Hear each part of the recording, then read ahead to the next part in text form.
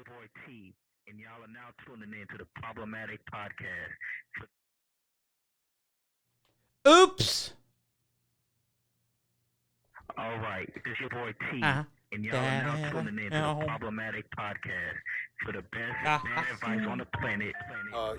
This is Mr. Riffraff, Dale D'Antoni, the Pastel Prince, and you're listening to The Problem Addict, the worst advice show ever. Dance ring.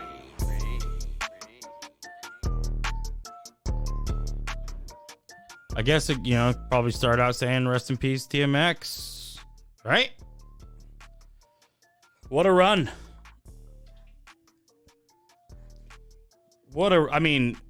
That's not a bad run when the most intense guy of all time makes it to 50 years old. The most intense guy of all time, who, by the way, loved crack cocaine. He was, dude, whoa, this is going to change the game.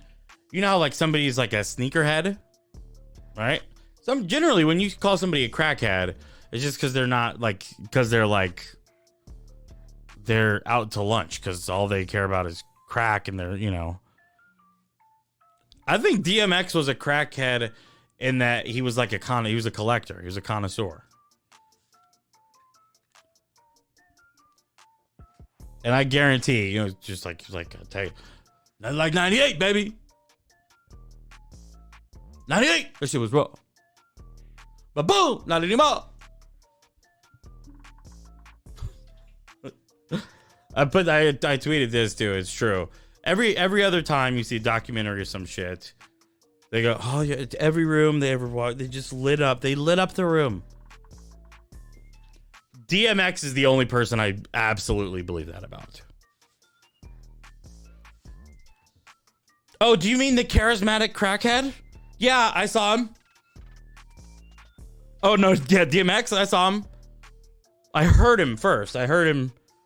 Let's face it. I heard him. Like, if you were across the highway from DMX and he was pumping gas, you could hear him. That's the only kind of joie de vivre you get from beautiful Yonkers, New York. Yonkers. We don't back down. Yeah. That's why it's not good to be an old head. All right. I had to tell myself this about the Michael Jordan versus LeBron thing. Yeah, am I a Michael Jordan guy? Yes, absolutely. But it's just like LeBron is amazing. Don't let your bias towards stuff you grew up with stop you from enjoying the news, which is what I'm saying about crack. DMX still smoking crack in 2021 is a wild move, dude. But there's a guy who is he's taking advice from two people and two people only. Number one is himself. Number two is his dog, probably. A real David Berkowitz. No, but it sucks, I will say this. How about this? At least do me a favor. Go back and listen to the albums. All right? Don't be, rest in peace, DMX, and all you know is Party Up. All right? Until you know about One More Road to Cross. I don't want to hear it. We learned how to Harlem Shake to that song, goddammit. Not that YouTube shit. The actual Harlem Shake. The Bad Dance? Yeah. Talking about that one. That was weird. I didn't expect that. But hey, neither did anybody. DMX, rest in peace. So, since we started the pod, we lost Kobe and DMX. So, if we lose one more, I should probably stop. the guy that's just looking for an excuse to quit the podcast. Listen, if one more person dies because of me doing this podcast, I'm out.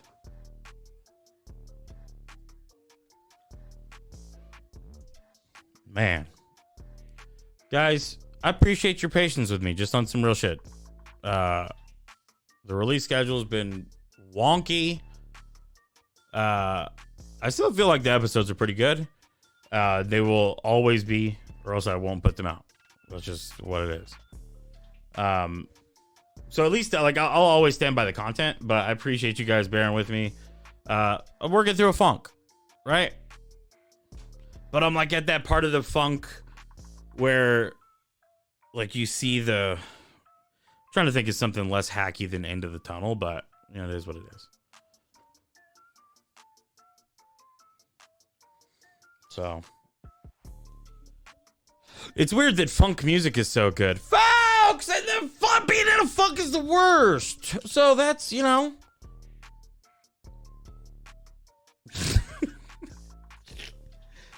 That's a real George Carlin style bit. Why do they call it a diamond? And they don't do it. Why do they call it funk music? But when you're in a funk, I'm sorry. Listen, I respect George Carlin. Just a little bit annoyed about how the fucking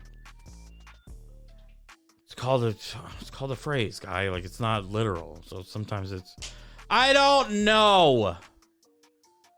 Okay? Should I have ended this intro? I don't know. How long has it been going? 5 minutes ago? Probably. Yeah. But this one's for me. This is my time, all right? You guys have the rest of the pod where I'm like a good interviewer. Spoiler alert, great interview coming up. This one's for me. Let me have this. Thank you, Jesus. Well, no, I shouldn't have to ask for... It's my pod, dude. And now I'm begging you to... I get where you're coming from, but Jesus. All right. Listen.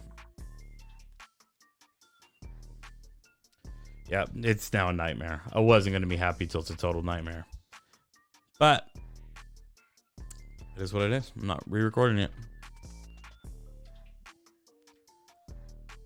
Guys, this episode, another tearjerker. And I don't say tearjerker in the hyperbolic way. Legitimately, tears were shed during the recording. If you can tell where it is, tweet me. I'll let you know. Other than that, enjoy the return of Christopher Riddle. Managing director. That was my job title. But I was running a movie theater in Valencia, which is like the valley that's north of the San Fernando Valley. I was living in the San Fernando Valley. Which is, of course, where they make all the... Porn. Yeah. Wait, what? Yeah, I lived like 2 miles away from Chatsworth. Chris, I was going to say citrus. Oh, no, that's kind of the next county over. You brought up porn on the podcast, which we're live. Oh, we are live? Yeah, I got you, you son of a bitch. You said the P word. Damn, dude. What, porn? Yep. Well, I did live 2 miles away from Chatsworth. And... What's Chatsworth? Oh, in the North Valley. Yeah, that like... If you've seen any porn from like the 80s or the 90s, haven't. I'm gonna go on record saying as I haven't. Ignore the well. Don't say that I'm winking. If I am, if I am, which it's up to your imagination. All the porn in the 80s and 90s was produced, like a bunch of it was produced in Chatsworth, California, which is like the North Valley, about 2 or 3 miles away from where I used to live. Have you ever seen one in the wild? Oh, dude, I've seen a bunch of them. Like, really? Yeah, you roll up to a gas station and there's like a 18-year-old girl with giant tits and just and she's driving like a brand new Escalade that's just tricked out. And it's like, that's not a good investment. And it's like, okay, either you have a very, very rich father or you are a porn actress. Or you have a very, very rich stepfather in the movie. There was a girl, I think her name was Phoenix. Was there a porn chick named Phoenix, like did the Phoenix 500 or something? It was like the... Whoa. I think she was like the first person to do like... Does that mean what I think it means? 500 dudes? Yeah.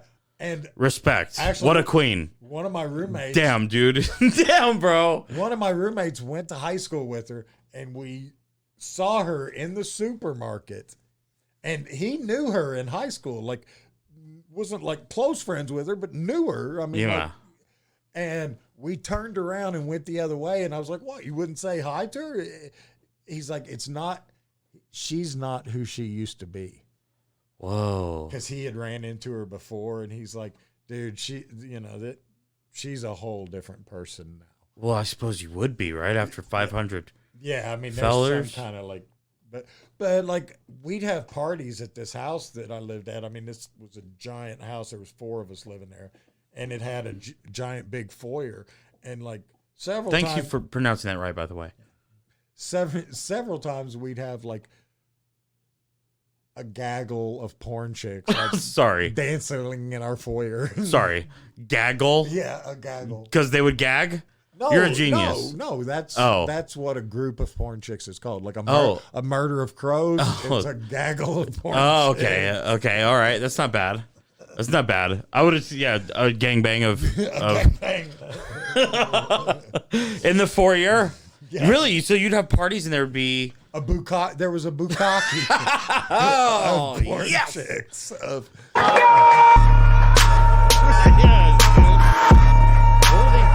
I'm sure they're like the coolest chicks alive.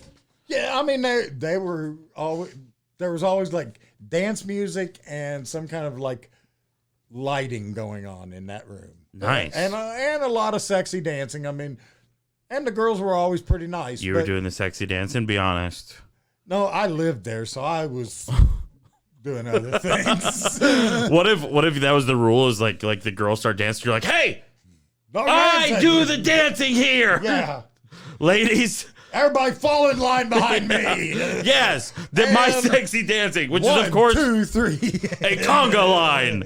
That's my sexy dance is a conga line. How low can you conga go? line? Is that racist? Can we say that? Yes, you can say that. Okay, thanks, buddy. I don't know what is conga. I don't know. Ask Gloria Estefan. Oh, come my baby, buddy, shooty, pop, pop, pop, and then a pooty diddy. Yes, baby, pop, pop, pop. What was her band called? The Miami Sound Machine. Nice. Sounds like a robot named that band. Yeah, or a corporate exec. Yeah. My baby, Miami Sound Machine. Yeah. They make music. Miami, Dolphins, go. Oh no. Gloria Stephen, it's short for. Okay. Or it translates to, sorry. Yeah. Do you speak any other languages? I picked up a little bit of Portuguese. You do? Yeah. No, and I'm going to say it correctly here. I hope you don't mind. Portuguese. Yeah. I've been doing a bit that I was told to stop doing because it would get me canceled. And that's that Portuguese sounds like deaf Spanish. And people did not like that. A lot of people really liked it, but there were some people that'd get you in some serious trouble. But I mean, do you see where I'm coming from? No, because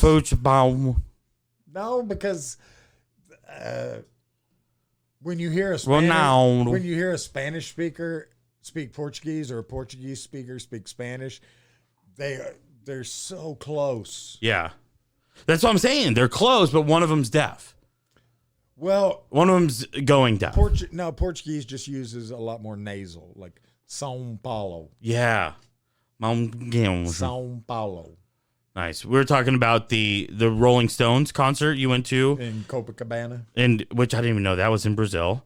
Copacabana. Yeah, that's the big beach in Rio. That's the famous beach. When they show you a picture of Rio, it's Copacabana Beach. What does it say about my mind that the first thing I think of when I think of a beach in Rio is just guys walking around with like nut huggers? Dude, I wore nut huggers when I lived in Shut up, dude. Are you for real? Yeah, I did. How many do you have? Do you have like a rotation of nut huggers? I had two. Oh, dude, not enough, bro. That's not enough nut huggers, dog. Yeah, you wash one, you wear one to the beach. Oh wow, what colors? I had blue and red. Oh, Charlie, we got a dog situation. We got a dog. Oh God, we got a dog. There's a dog. Oh Jesus, she wants to play with the toys. All right, Chris Filibuster, I'm gonna put her away. I've made too good of friends with Zach's dog. Yeah, critical mistake, dude. Let that be a lesson to you people out there. Yeah, Always do not make friends with dog. Zach's dog, because Zach's dog loves me now and wants to play with me all the time. She's the sweetest baby girl, and I love her. But God damn, is it hard to be a single father, dude? Holy Moses. Yeah. So, what do you want me to talk about, Zach? What were we talking about when you got up? Talk about all your political beliefs one by one. No, my political beliefs. No, I'm kidding. Talk about the Rolling Stones. Oh, Rolling Stones. Well, when I went to the Rolling Stones in Copacabana, it was a free show, which, I mean... I didn't know it was free. Yeah, it was free. How many people were there? Like 1.1 million is what they say. Wow. I mean, as a capitalist myself, that drives me up the wall. It's I mean, literally one of the largest concerts ever held. And they made nothing for it. They literally set up the stage on the beach and said, we're going to do a concert this night. And 1 million people showed up. Well, yeah. I mean, on the beach, here's the thing about the beach. There's no roof on the beach. No. There's no walls on the beach. There was... I wish I would have brought the video. I'll next time I come down, I'll send it to me. Video. I'll put it on the Instagram. The shots of just the mass of humanity there. I mean, it's just, it keeps panning back and back and back, and it's like, when are the people gonna stop? And then when, like, there's some shots that they shoot from the water, and like out in the water, there's like 200, 300, 400 boats out in the water, all full of people, just all freeloading, parking right off the shore. They're getting a free concerts, what they're doing. Here's what I'd like to know: the Rolling Stones, and I hope they don't mind if I address them personally, because I know they listen. Yeah. Do you know they listen to this? No, I did not.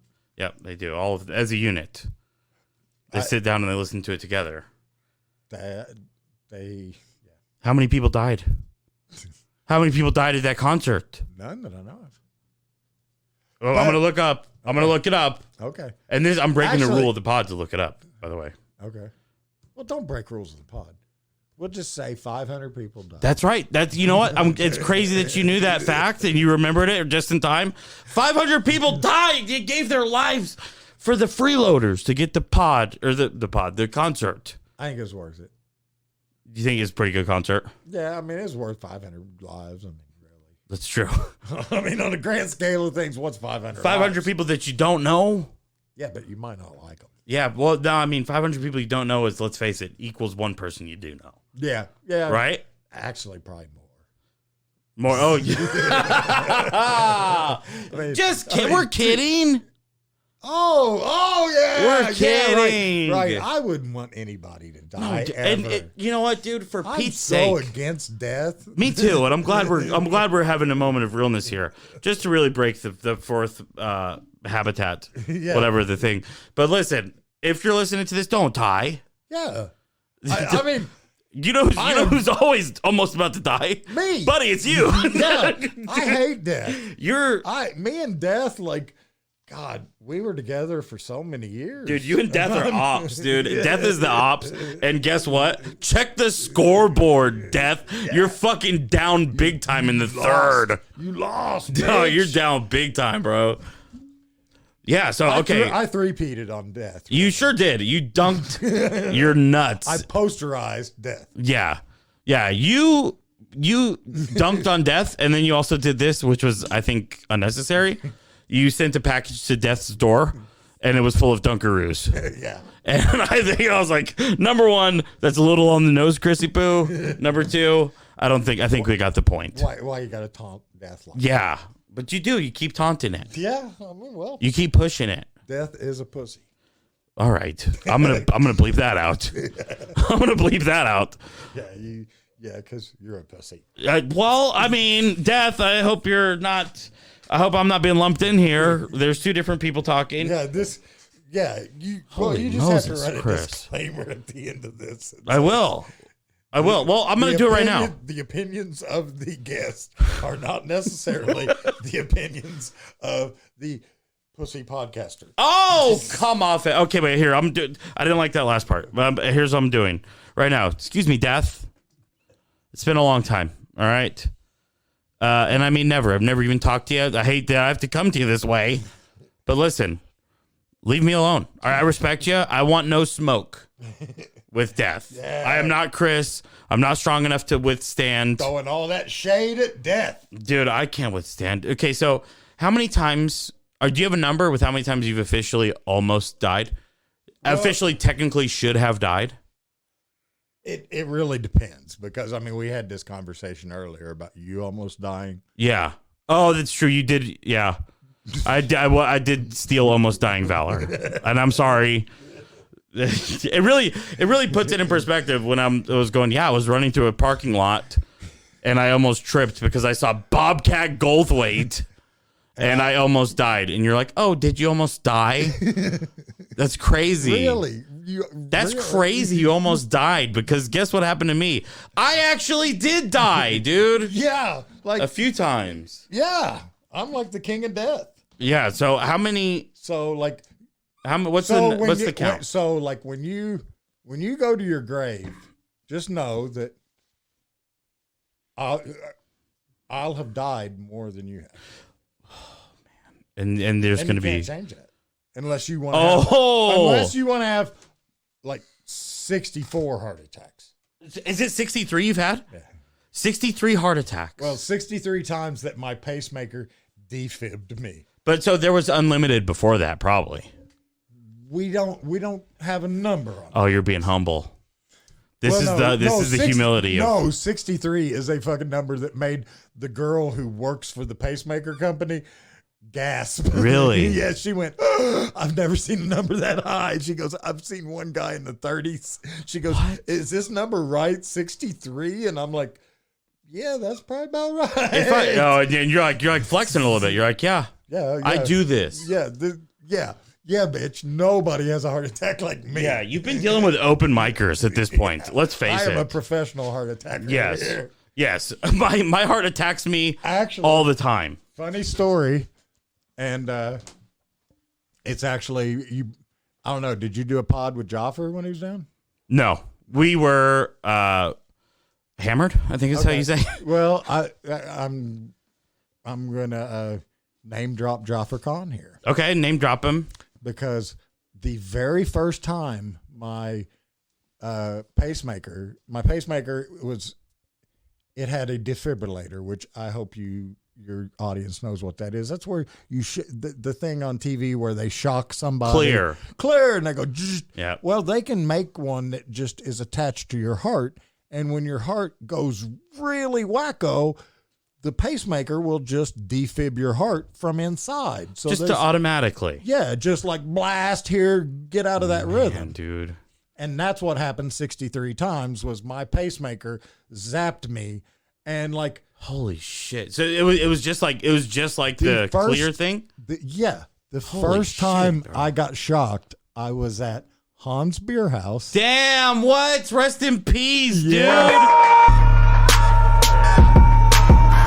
Pour one out, dude. Pour one out for Hans. Everybody in Houston who was around at that time. Pour one out for Hans and all the shit that was stolen out of everybody's cars for parking there. Everybody sheds a tear for Hans. Shit. But anyway, I was at Hans and I was sitting over at the table right outside the door. Yeah. I was probably 2 people away from going up.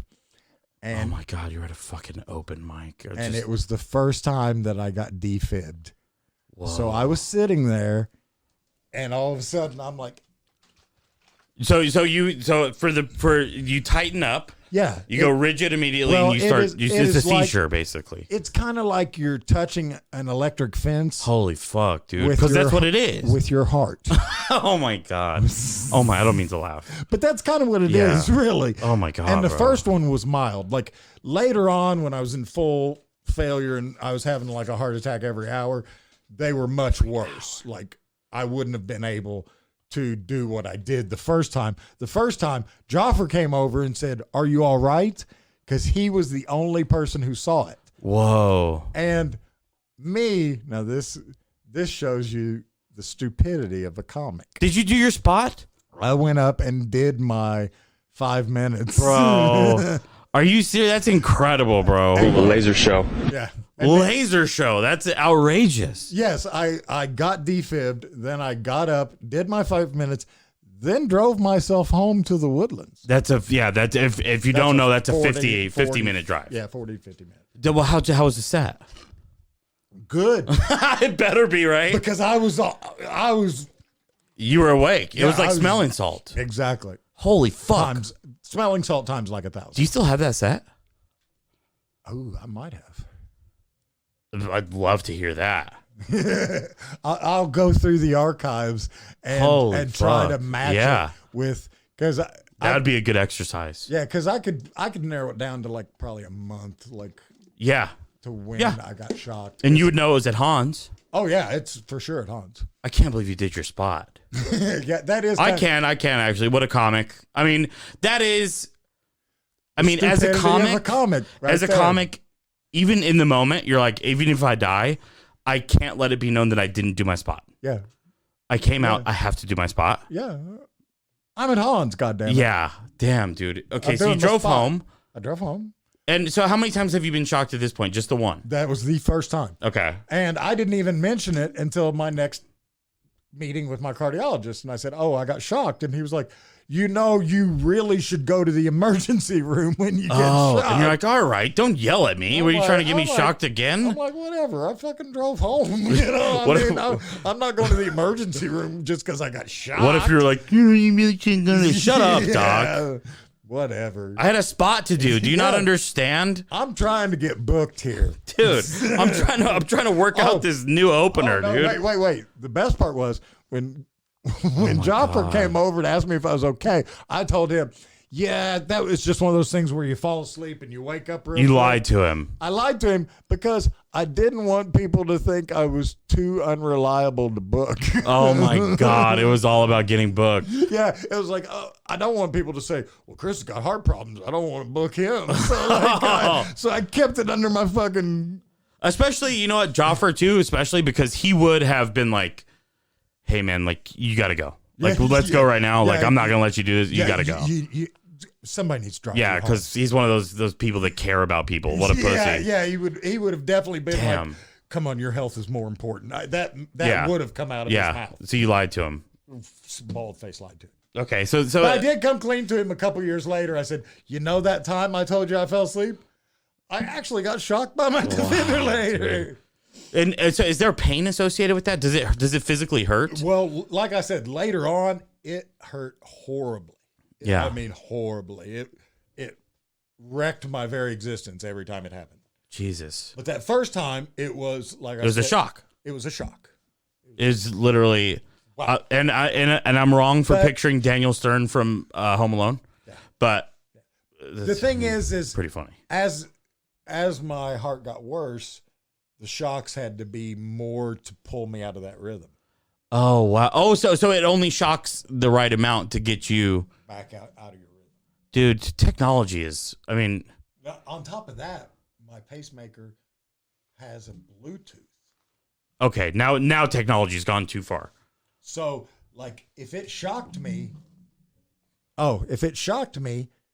it would actually notify my doctor. The snitch. The fucking snitched on you, dude. I can't believe that. You couldn't disable the Bluetooth on it? Oh, yeah, I could unplug it if I wanted to. But then they would be... Yeah, then they'd be like, "Hey, we haven't had a data dump for a while." Also, you want to stay alive, so it makes sense not to. Yeah.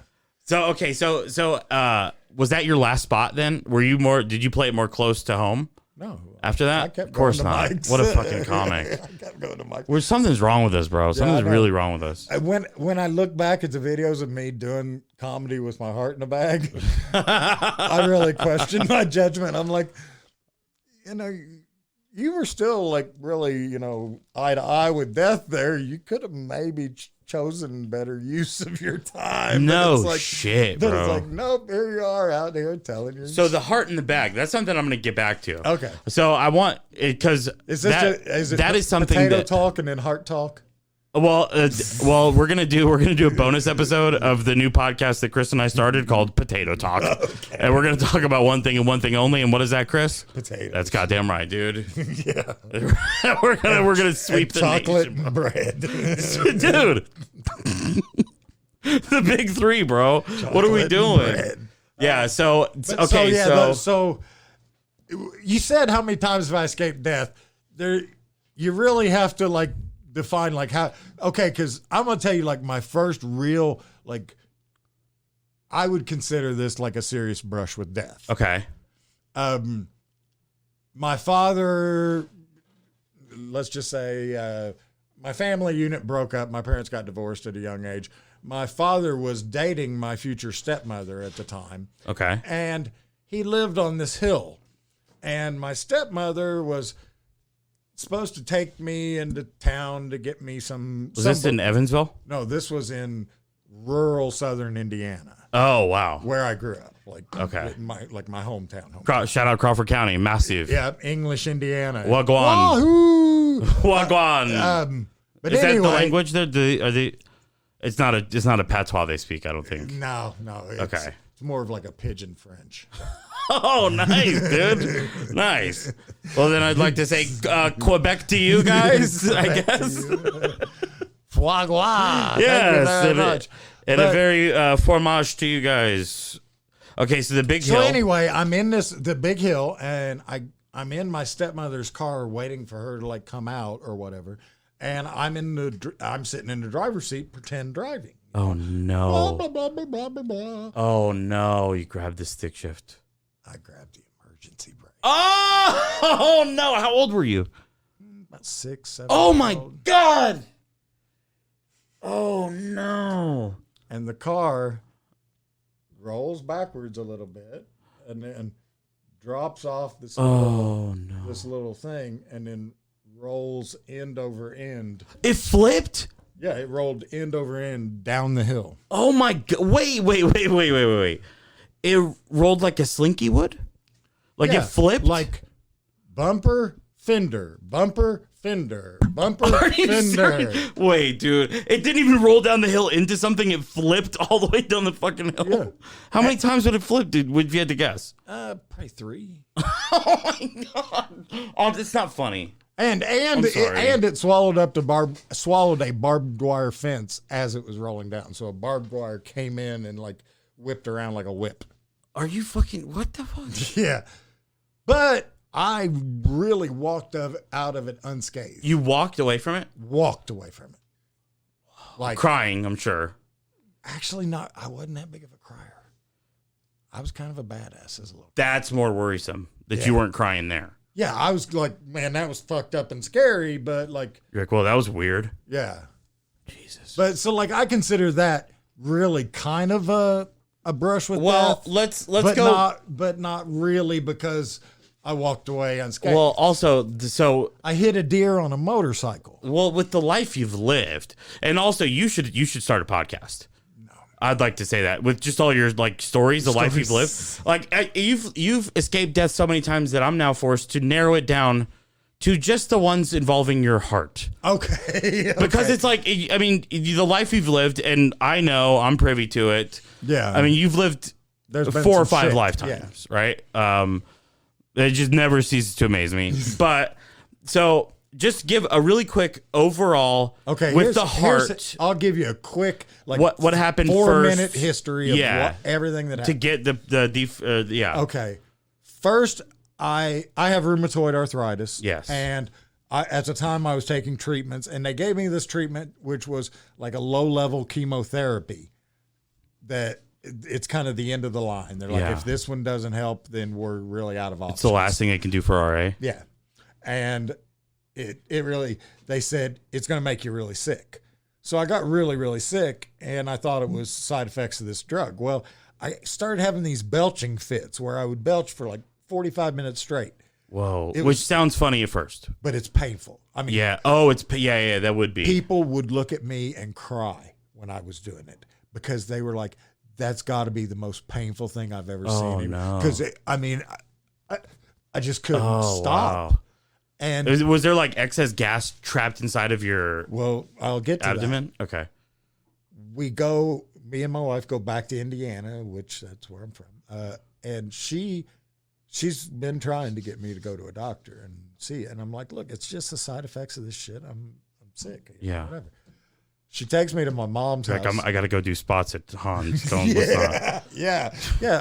I got to do that 5, man. I mean, trying to get booked. Yeah. I mean, Koo and Friends ain't going to book itself. Oh, shout out. It's Koo Agenti. Child support box. Best joke of all time. Anyways. But anyway, she dropped me off at my mom's house, and my mom like watched me for about a day and was like, okay, you need to go take a shower because I'm taking you to the emergency room. Mama knows. Yeah, mom's like, there's no debate. You're going to the emergency room. And by the way, I've met this woman, and there is no debate. Yeah, she's a rad lady. She's a mom. She's a mom through and through and through and through. She's a cool lady. Yeah, so she took me to the hospital, and it turned out that our nurse happened to be a childhood friend of mine. Like my first friend in the world, it was her older sister. Whoa, pretty hot? No, not really. Okay, sorry. That was disrespectful. We might have to cut that. Okay, yeah, dude, I don't know what's worse, being like, is she hot? Like, no. But anyway, she comes back into the room and says, I'm at the Paoli Hospital, which is a very small town hospital that doesn't like obviously Native American has limited resources. Sure. So when she came back in, she goes, "What good hospital would you like to spend the next 3 or 4 weeks at?" Whoa. There was no options. It's like, you're going, dude. You're not staying here. Whoa. You're probably going to have a bypass in the next week or 2 because the reason a full heart bypass. She says the reason your stomach is having such problems is because your lungs are half full of water and they are sitting on your stomach. Oh my God, bro. So then I spent like 11 days in the ICU, and they said, we're not going to cut your chest open because your heart's the size of a grapefruit, and if we did, you'd die on the table. So they're like, your only hope is to hope that your heart will shrink down enough so that they can do a bypass. And what makes your heart shrink down? Like, what can you do to make it shrink? Well, I had to take the fluid off my lungs, and I had to, like, eat better. That was when I quit smoking. That was insane. Yeah. For somebody that used to smoke, I mean, at least a pack a day, right? Maybe more, probably more. About 2.5. Yeah, 2.5 packs a day. Camel filter. Used to smoke inside. Yeah, I was a smoker. You were a no bullshit smoker, which I loved going over there to hang because we'd smoke ciggies inside. Yeah. There's nothing cooler than smoking cigarettes inside. It's the best feeling ever. And you was very unapologetic about my smoking. Yeah. Well, yeah. I mean, you were a smoker. Yeah. But you were unapologetic about your life at that point, period. But then also, with all those cigarettes you smoked, it was genetics. That's also. it. You stopped immediately. Oh, yeah. And you never relapsed. Have you ever smoked a cigarette since? No. That's crazy. From 2.5 to none. I've smoked a couple cigars. Well, but I mean, but cigar, you just roll. I mean, you're just rolling it around in your mouth and tasting it. You're not really, Yeah. But yeah, I mean, when I walked out of there, like that blew me away that you just quit like that. Well, I mean, you had to, but yeah, I mean, all of a sudden, mortality jumped up and like became a very real thing. And First time you knew you were going one-on-one with old no, Johnny Deathbone. Not really. I mean, that's true. I've went round and but That's true. But later, damn, dude, you're like, we meet again. Yeah, fuck. it's like you again. God damn, man. Like you had lots of game tape on Death at this point, though. Yeah, exactly. You knew his tendencies. You knew he liked the left to right cross. Yeah. I knew to push him to his left. Yeah. And make him stick with the mid-range jump. Yeah, he'll pull up. Yeah. I think that's literally the scouting report on Michael Jordan that we just. Yeah. Okay. But anyway, so after that, we came back to Houston. I got a really good heart doctor. That heart doctor did a test on my heart and came back and told me your heart is mainly dead tissue. Mainly. Like the majority of your heart is not alive. Over 50% of my heart was scar tissue. And he goes, scar tissue does not regenerate. It will not come back. It is dead tissue. So over heart.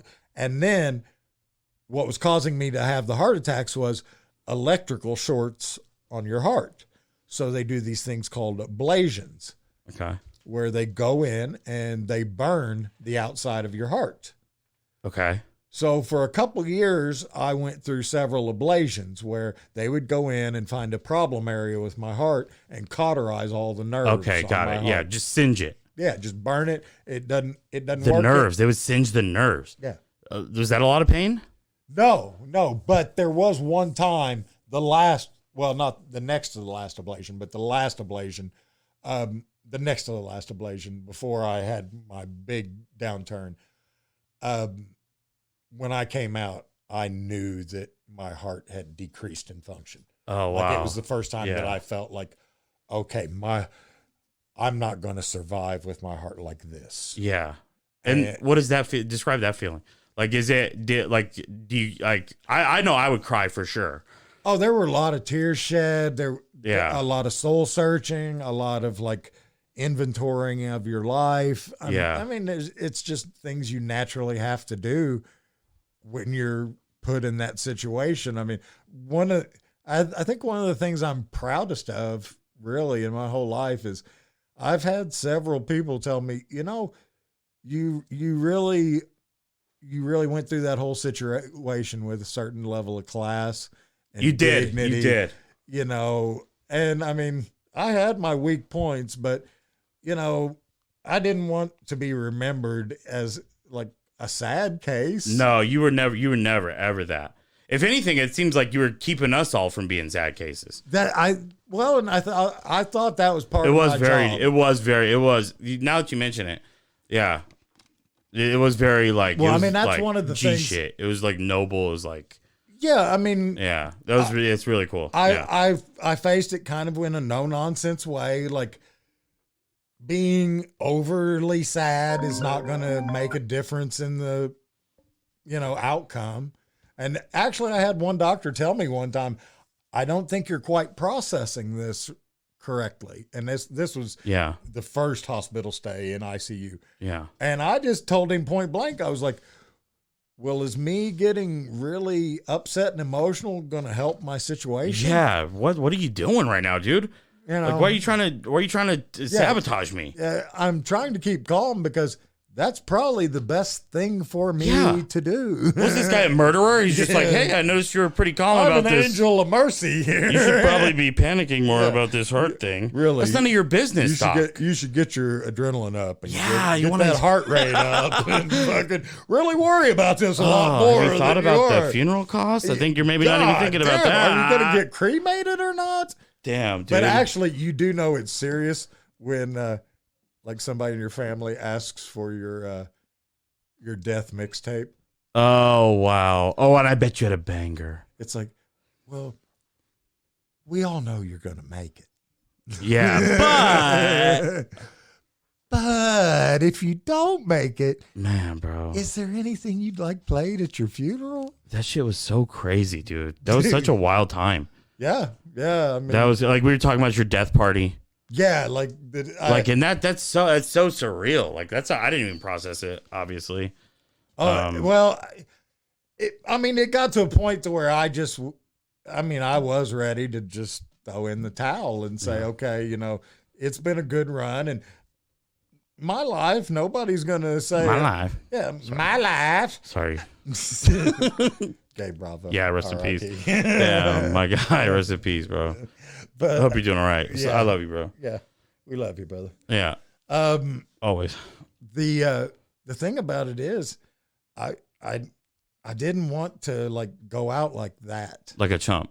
Yeah, I mean, I didn't want to go out whimpering, and I'd been on the transplant list for about a year at that point, and well, we jumped forward. I had a massive event where I was in the hospital for 78 days. Yeah. And I was in a coma for a little over 2 weeks. Bro, wait, what was the time before that where I broke you out of the hospital? Oh, that was. Do you remember that? Yeah. Bro, I felt like such a criminal. I broke you out of the hospital. I remember you walking down the hallway saying, man, that is the most G shit I've ever fucking seen. Dude, I couldn't believe it. Because like the nurses were like, it's like, what are you doing? You're like, I'm out, dude. I'm gone. They're like, we're not advising this. You're like, yeah, I know. I'm gone. New Year's Eve. Dude, that was crazy. Well, the thing was, it was New Year's Eve because I just got done eating with my cousin who was in town. It was New Year's Eve, and I was like, if you think I'm spending New Year's Eve in the fucking hospital, you're fucking baddie. I was like, is this legal? And like, we left like out of an exit we weren't supposed to leave out of. We had to walk mad far to the car.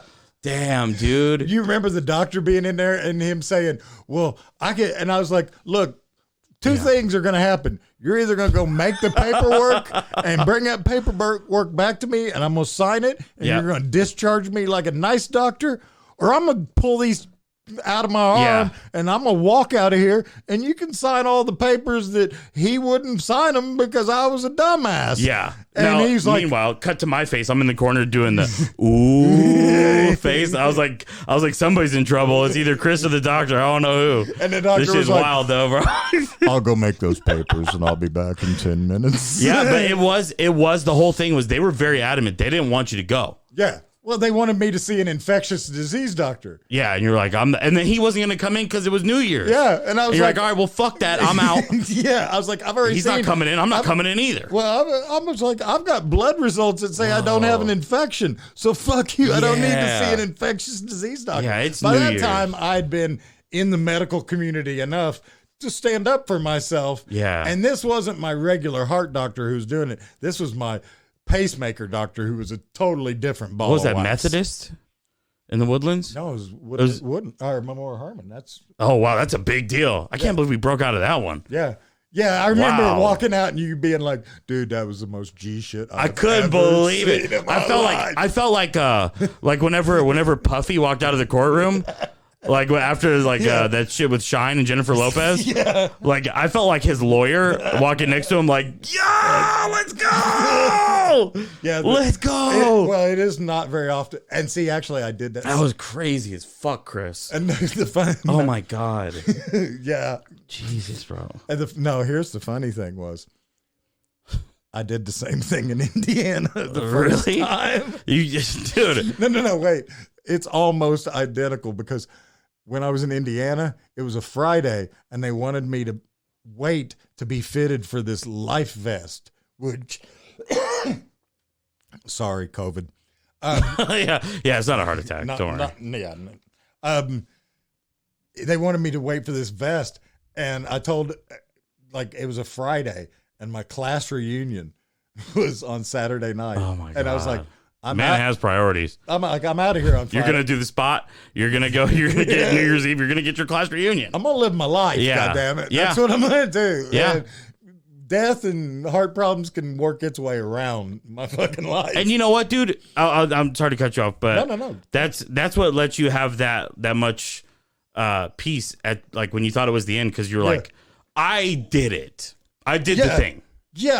I lived the fuck out of life. You know my history. Yeah. One friend of mine accurately described me to his father as, you know how you can flip the nitrous switch on a car? Yeah.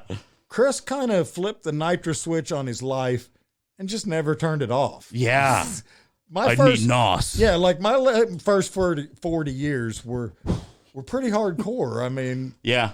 yeah. So like at this point, it wasn't like I had a bunch of regrets of, oh, I wish I'd been. I mean, you have your normal regrets of like, maybe I should have taken this path instead of that path or this or that. Yeah. But in the end, if you're happy with who you are and where you are in life, it's been a good journey. That's beautiful. You got a lot more than some people get. Yeah. Oh, dude. Yeah.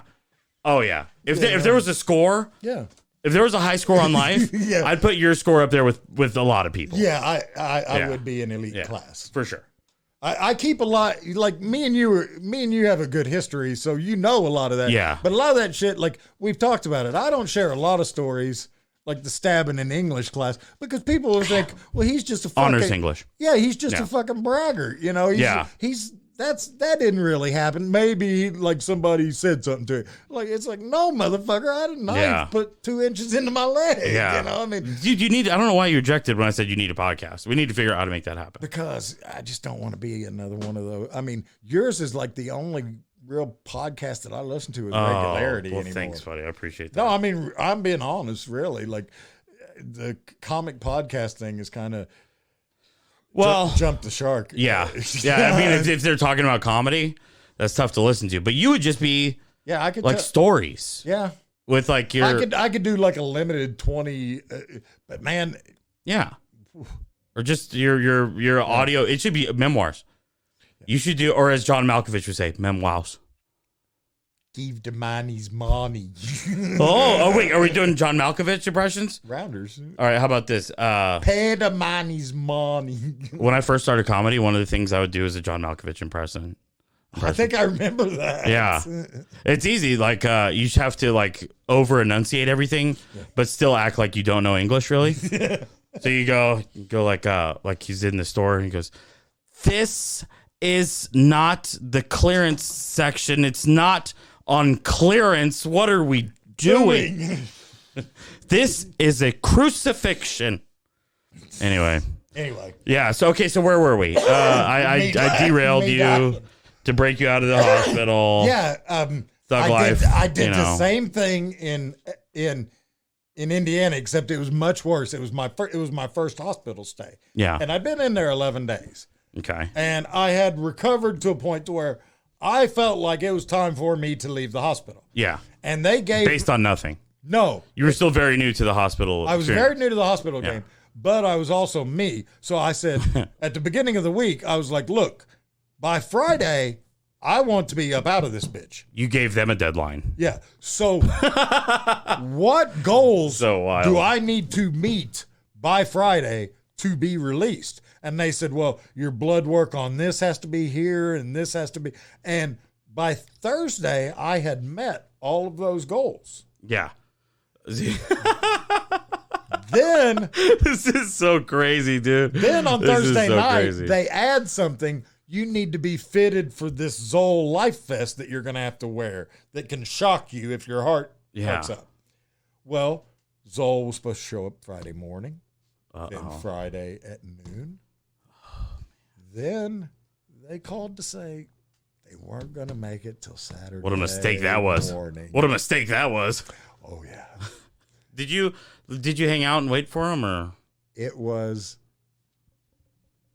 the worst fit I've ever thrown in my life. Oh, no. Including my childhood.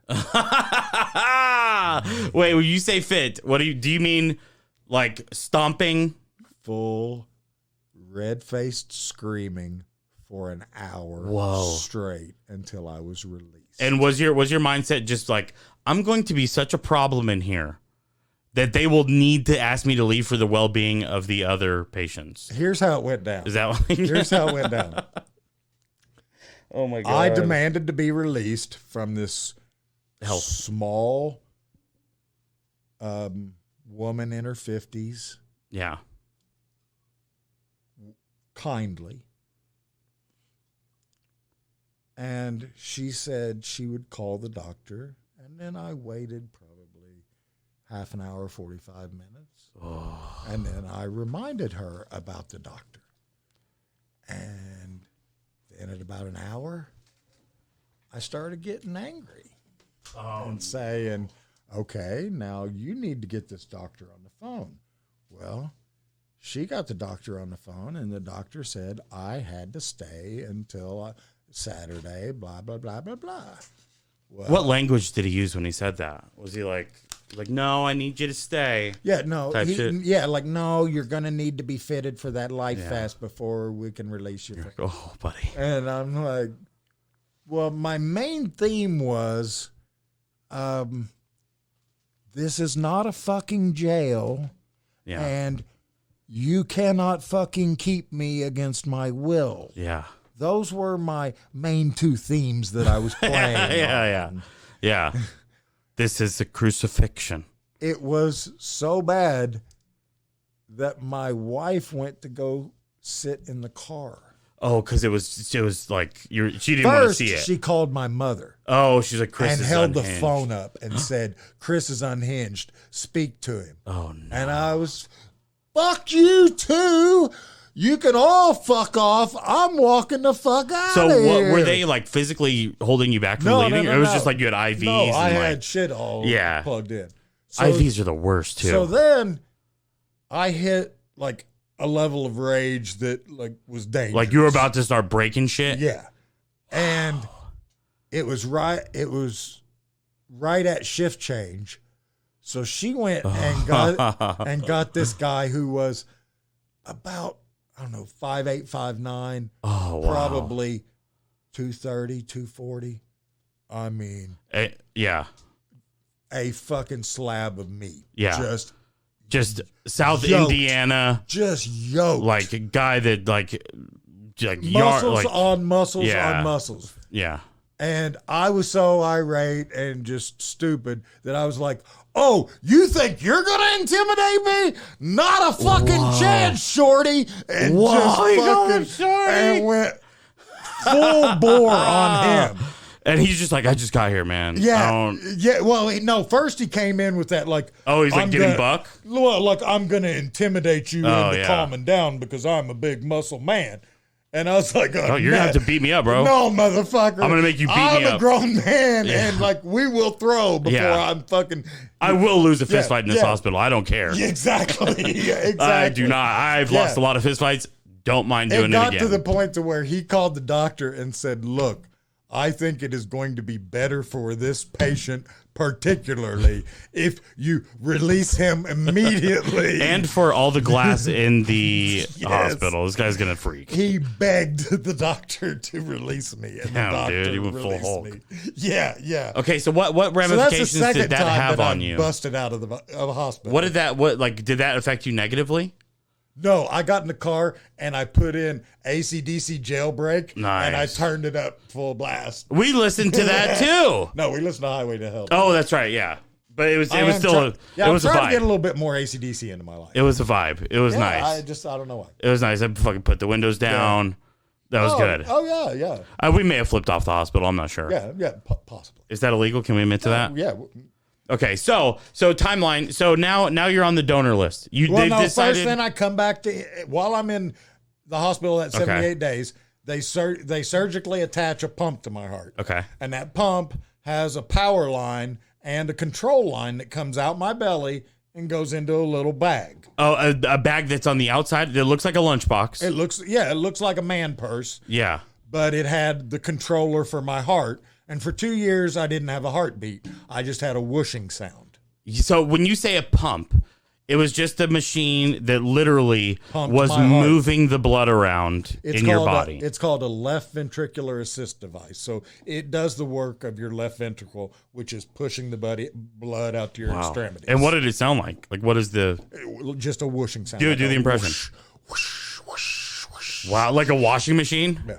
Wow. Yeah.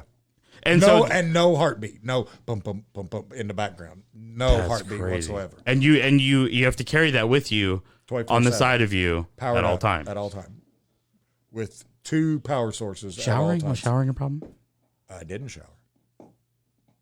Baths only, like sponge baths.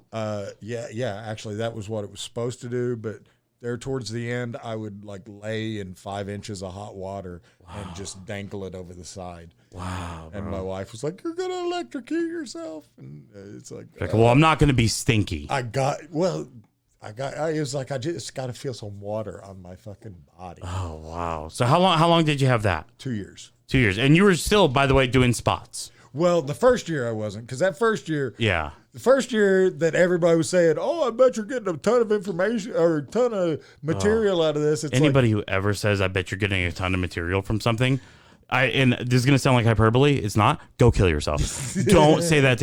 I bet you clearly don't know. No, I'm fighting for my life. Right Yeah. now. Dude. I wake up every morning hoping I'm going to be alive at the end of the day. I bet you're going to have at least 20 after this. Yeah, I bet you find a lot of funny material. Yeah, it's the hilarious. End of I'm your having a great existence. time, buddy. Yeah. Okay, so first year didn't go out. But now I'm finding the funny. Trying to. Yes. But So second year, you started Second doing some year- spots again. well, shout out to Doug Dalton and Nick Palermo. Shouts and the out. Filth, because they got me back on stage. Nice. I was very reticent about getting back Who's up better on than those two guys, huh? Yeah, they are great guys. Let's actually, you know what? They're going to get this. Laser show. They're going to get a laser show because they run Filth, one of the best shows. One of the in tightest state. shows in I'll the say, state. yeah. In the state. Friends of the pod, Nick, if you're listening, Yeah. I need to get you on somehow. We and need to talk. Doug is a problematic star. I mean, Yeah. I mean, the only time I've ever cried doing a pod. yeah. So Go listen. shout out to those guys because I was very scared about getting back up, and they said, "Look, this was at a time where I was getting stronger and healthier with the heart in the bag," and they said, "Look, everybody would just love to see you get up and do 5." And it's true. I've seen you walk in a room after all this happened. It's a hero's welcome. Yeah. I mean, I legitimately almost died. So like there were a lot of people who had already mentally in their mind said goodbye to me. Yeah. So for me to walk in, it's kind of Some of us literally. yeah, it's a like couple times. a ghost walking into the room. Yeah. You know, it's like a lot of people had already written me off. Yeah. But these guys, they said, you don't have to worry about bombing because everybody will they'll be so happy to see you that you're well enough to get up and do 5. Yeah. And also, first of all, you're like, well, my jokes aren't shit either. So maybe give me a little bit of respect there.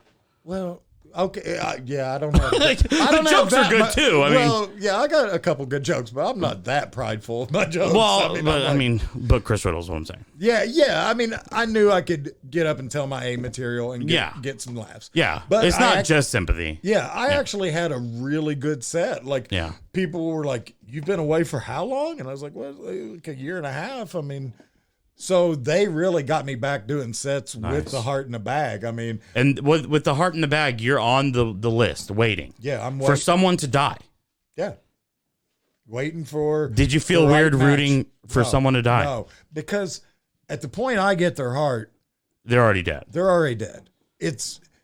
And there's such a matrix you have to go through to match a heart to a person. Yeah. So what are some of those factors that it has to be like similar weight, body type? Yes, similar height and weight, because I mean, it has to be the same size engine. Yeah. Basically. Yeah. The heart has to be used to running a body like that. Yeah. And then tissue type, blood type. Yep. It's just there's a lot involved, and so I mean, not every heart that's donated is a match. Yeah. I mean, it's not like when they find really? So there could be a situation where you're on the list for years and they go, "We got a match." Or we got a heart for you. There's people who have had several dry runs, which are awful. And the body rejects the heart. No, they've had dry runs where they call them and say, "You've got a new heart. We got a heart for you." And they get down there and they say the heart's not viable. Oh, Sorry. God. I was actually lucky enough that I got my transplant on my first call because I know people that had 3 or 4 calls before they got their heart. Holy shit. So, okay. So. And that, I'll tell you, I mean, of my life, some of the, like, the drive to Houston was some of the most surreal because for 2 years I had been waiting for this call. Yeah. I mean, yeah. I had to pick up every telemarketer for 2 years.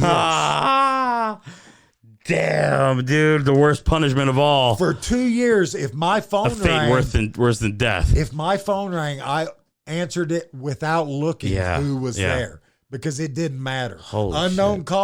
caller from the Philippines, caller from Nairobi. It doesn't matter. Wow. You pick it up. Yeah. And so we finally get that call. And what time of the day? What time? Like what was that day like before that? It was a normal day. Just, okay. I mean, nothing spectacular. Weekday, weekend? Weekday. Okay. Me and the wife, we were on the couch. We had just finished dinner. We were watching some sitcom, and the phone rang, and it was just odd that I would get like a call from the medical center. Oh, wow. At like 7 or 8 at night. And you're like, fuck. And like the hair on the back of my neck stood up like, oh my God. You just know, This might be. But, you'd get random calls. Yeah. So it could be something And else. you knew about the dry runs anyway, so you're still being guarded about it. So I'm not, but when they call and they tell you there's an organ coming and you need to be at the hospital within the next 3 hours. Wow. You're just all of a sudden it's very real. Yeah. But the ride down there was the craziest mixed emotions I've ever had because on the one hand, it's what you've been wishing for 2 years. But on the other hand, not all heart transplants are successful. So, there's like meaning 7% of them people die. And that was the last time you had any thoughts was when you were going down, they count you down. No, and then you never wake back up. I'm talking about when I'm, That's how you die. Yeah. You die in surgery. So you were potentially like, there was a 7% chance that I could not come through to see the other side. So do you ever quantify it like this? Like this is how I always think of shit like that. Like Kobe Bryant, like career, Steve Nash. Let's say Steve Nash, like career, like 91% free throw shooter. You're like, I need him to Steve Nash to make this free throw, but he could miss. Yeah. Steve Nash I've seen Steve Nash miss free throws. Yeah. And this could be it. So you're driving down. And you're thinking, I got a 93% chance at a new life.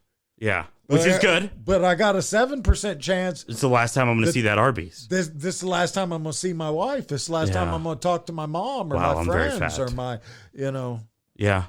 Yeah. I mean, like I told you, when you're in that situation, calling your friends is fucking heartbreaking. Yeah.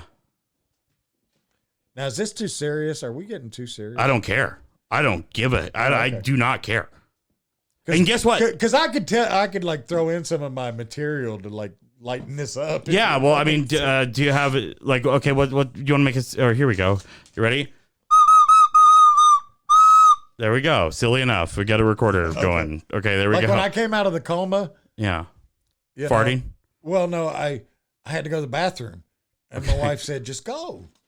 I'm like, I'm not a savage. I'm not going to shit in the bed. You want me to poop the bed? Yeah. And she's like, no, hon, you've got a tube in your ass. You're like, what? A tube, you say? In my ass? You what? Really? You've got in. You popped the tube right up me bum. Now, granted. How is there not better technology than that, by the way? Now, while I was in the coma, they had cracked my chest open. Yeah. And surgically attached a pump to my heart. Okay. But the tube in the ass felt like a violation. Yeah. I'd like to know about the person who did it. Yeah. Pump in my chest. That's cool. Yeah. You put a tube in my ass. What level of finesse are we talking about? George Gervin or are we talking about Zion Williamson? Who happened? Who authorized this? Yeah. So don't worry about it getting too serious either. I didn't sign any papers. Damn it. I didn't sign butt papers. No, there was no butt papers. There's no butt papers. I remember, and there were no butt papers. Yeah, as a matter of fact, you guys were mad at me for bringing it up at every meeting. I was like, you guys are going to touch the butt, right? Fucking butt stuff. So you're on the way there. You get there. You check in. Yeah. And I check in. Everything slow motion the whole time? Well, it's weird because you got to check in through the emergency room. Okay. And so you have to go up to the emergency room person, and they're like, what are you here for? And if you've ever been to a Houston emergency room, yeah, they are not bastions of sanity. No, yeah. As Albert De Leon would say, it's like a Denny's. By God. Yeah, it's just like a Denny's. Just people are bleeding and there's eggs. Yeah.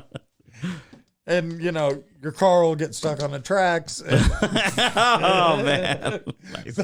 Nice. Yeah, but anyway, you go into the emergency room and there's people just like screaming nonsense. Yeah, and like, Car Wash. My man Car Wash is in there probably. Shout out Car Wash if you somehow learned what a podcast is. But anyway, you go up to the desk and you're like, I'm here for a transplant.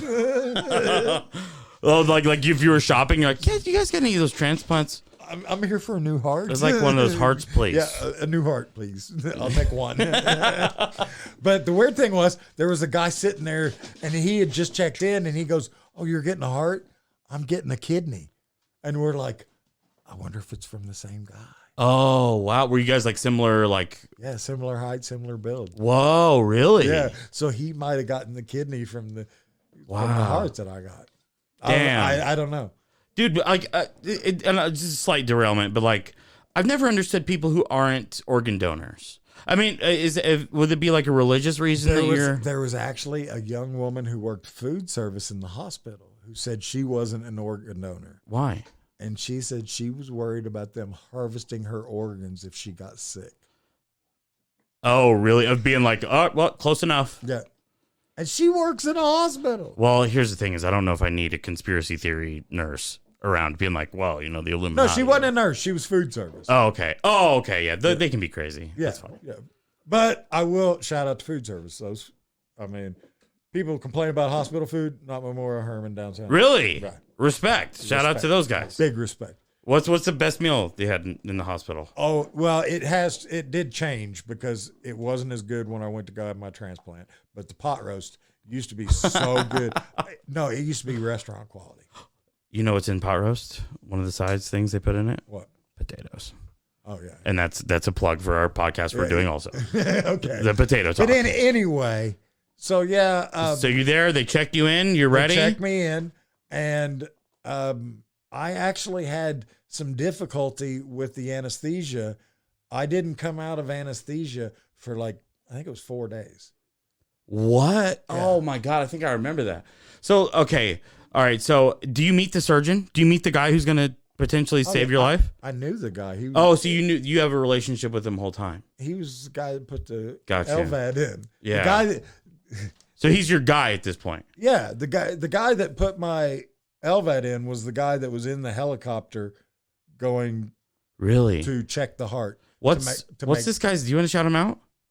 No, I don't. Okay, but I mean, like, what a special person, though. Yeah, yes, very, like, very what a special person, like, to be like on that level. Actually, everybody that were like the ladies in the ICU, the ladies in the step down unit, yeah, all those nurses, they're overworked, and they have a job description that hardly anybody would readily agree to because they have to be everything from a janitor and a person that wipes the shit out of adults' asses to people that have to make life-saving decisions on your medications and your medical treatment. Yeah. And every interaction you have with somebody means the world. Yeah.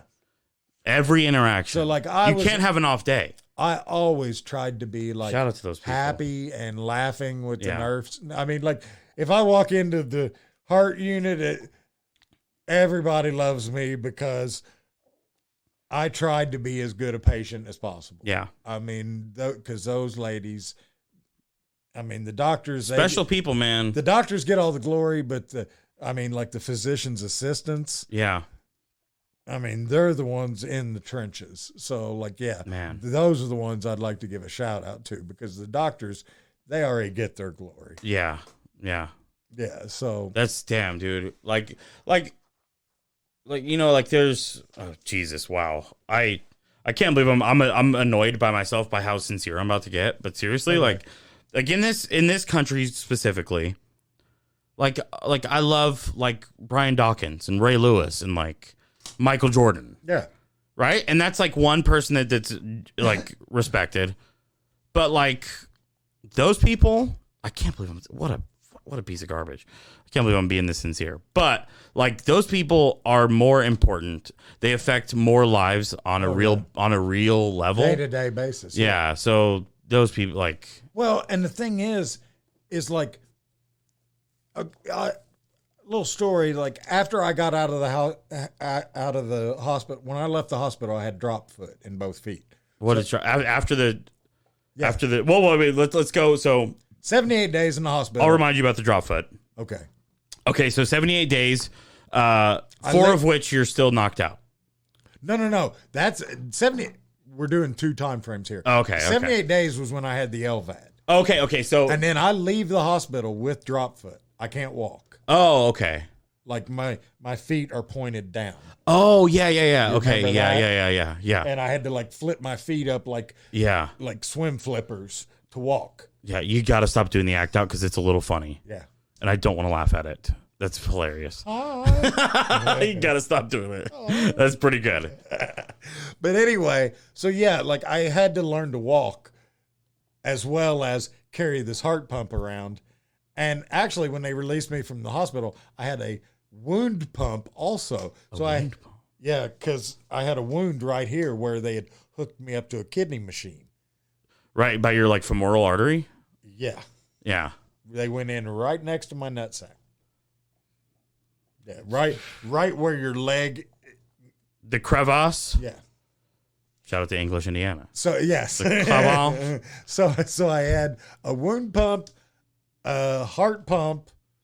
Drop foot. And I had drop foot. So I was in a wheelchair with 2 bags over my shoulders. Fuck. Keeping me like going. So anyway, the first 6 months out of the hospital, I kind of had to learn to walk. And I was in and out of the hospital with different. I mean, you remember that first year, like every 2 or 3 weeks, I was spending 4 or 5 days in the hospital for something or other. Yeah. So then, fast forward 2 years, I get the transplant. Mm-hmm. I'm in the hospital for just at a month. With the transplant. So wait. So let's slow it down just a little bit. So 4 days. 4 days. You're not coming out of the anesthesia. No. Is that a worry for them at all? Are they worried that you're? Or is that just like they're like it? Everybody reacts differently. Okay. So like but when I came out, I still wasn't 100%. Yeah. And actually,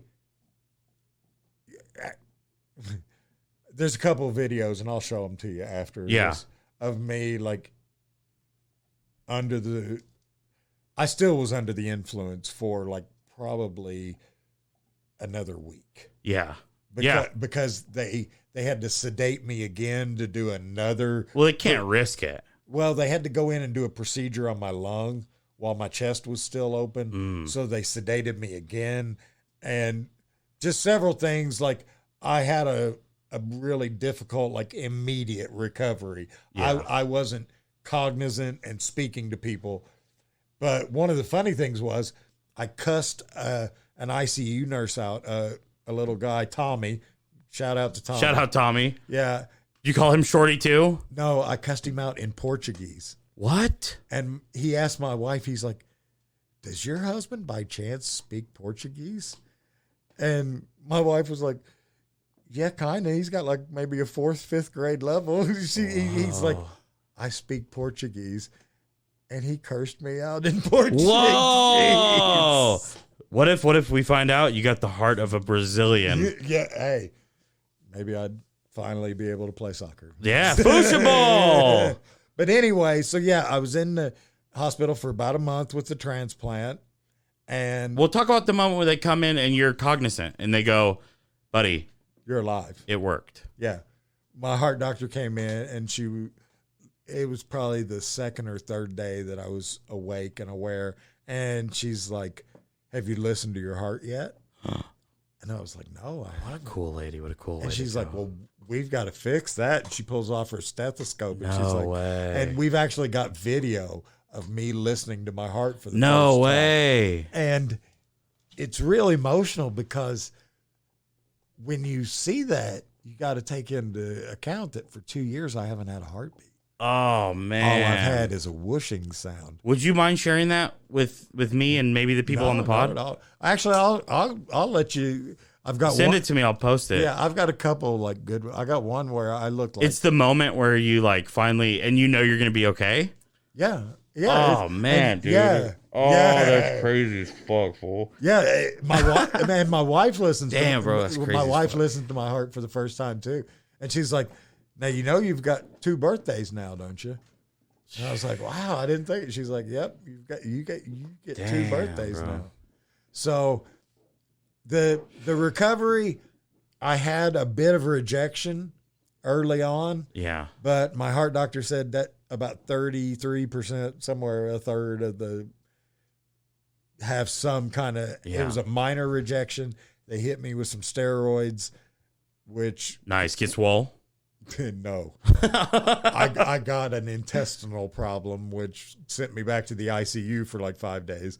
Then, But at this point, you're not worried because you're like I'm not worried about death. I'm just worried about like, just overall health. yeah. But you're still riding the high. But death isn't completely gone. Yeah, like Yeah. death's still just kind of sitting in the waiting room going, I'll hang out for a little while. You're up longer. 3-1. Yeah, I'll hang out for got just a a little while. I want to 3-1 see how series this lead. turns out. You got a 3-1 series lead, but you're playing an away game next. Yeah, So we're gonna see. we're gonna see how this Yeah. turns out. So once I got out of the ICU the second time, it was just a matter of let's get me down to where I have a couple of biopsies that are clear and they can let me out of the hospital. Then they let me out of the hospital, and the first year was all COVID. I mean, Yeah. and when I was getting released in mid-January, they were telling me, don't leave the house unless you have to for the next 3 months. Because it was like COVID was potentially coming. Because of the flu. Oh, just the general flu?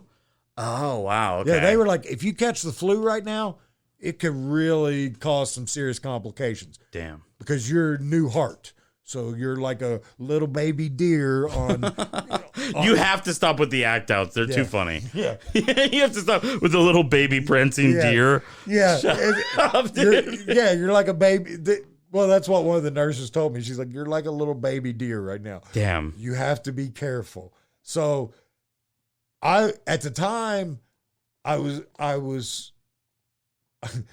had skillfully, by the way, very skillfully negotiated medical clearance to attend Skankfest in March. Oh, yeah. Because I was like, I'm on it. I'm not missing it. I'm gonna perform at Skankfest. I will be there. If I have to like walk up to the stage in a bubble and take the bubble off, and I will fucking be Like, there. if that's how I die, That's how I die. and also it's not bad for the brand of Skankfest. Exactly, It's pretty on point. Yeah, it would be. But anyway, so And that got canceled or moved back, right? I think it's November now. Yeah. But the thing was, like, they didn't want me leaving the house. They had given me clearance for Skankfest because I had basically told them if they didn't give me clearance, I was going to fucking go anyway. Yeah, Yeah. what a wild, those two extremes of like not going outside to dealing with the people who go to Skankfest. Well, but this was still flu only. But I'm saying like the degenerates. Yeah, and I'm counting yeah. myself in those, by the way. Yeah, I knew I was going to have to wear a mask at Skankfest. Yeah. I knew that, like, and I was kind of a little upset with that, but I was like, They're juggalos. They're basically juggalos. Yeah, it's like Same thing. Yeah, it's like, well, I'm not, I'll be okay, whatever. Yeah. So then COVID comes along. Well, I was actually fortunate that I already had, like, I was like a prepper. Seasoned vet. I was like a prepper if Yeah. apocalypse came along. Yep. I already had all the hand sanitizer, all the Yeah. masks, all the shit I needed. Yeah. Like, when COVID came around, I did not buy a single thing to protect me from You're like COVID. a lifer in prison Yeah. versus like a short timer. You're like, I know how to do another year. I've already been Yeah. quarantining for 3 months, Yeah. fuckers, whatever. So yeah, my quarantine was actually 3 months longer than everybody else's Damn. quarantine. But you were so good at it. Like, Yeah. Well, another byproduct of having a transplant is the gratitude and the positivity that it's just you can't receive that kind of gift yeah. without being incredibly grateful. And I mean, I'm so grateful that like I'm worried about my comedy and my general personality because Well, as somebody who just saw you go up last night and crush, I wouldn't worry about well, I mean, I'm not going to say I'm an asshole, but I'm not one of those like high on life people, Yeah. you know. I mean, I've always been firmly in the high on drugs camp. Yeah, yes. Yes. You've made no apologies. Yeah. So just, Are you really worried about that? Well, it's like I'm not as angry as I used to be. It's fine. You don't have to be angry. Things like certain things don't piss me. Like we were discussing earlier, you can sift the important things from the unimportant things a lot easier. Yeah.